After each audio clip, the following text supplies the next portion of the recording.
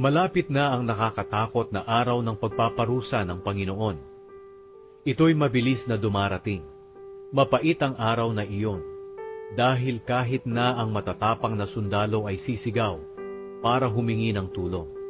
Sa araw na iyon ipapakita ng Diyos ang kanyang galit. Magiging araw iyon ng pighati at paghihirap, araw ng pagkasira at lubusang pagkawasak.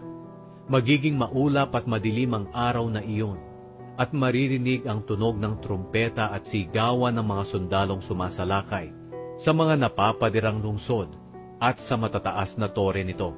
Sinabi ng Panginoon, ipaparanas ko ang paghihirap sa mga tao, at lalakad sila na parang bulag, dahil nagkasala sila sa akin.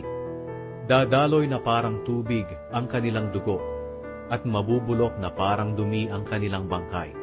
Hindi sila maililigtas ng kanilang mga pilak at ginto sa araw na ipapakita ko ang aking galit na parang apoy na tutupok sa buong mundo, sapagkat bigla kong lilipulin ang lahat ng naninirahan sa lupa.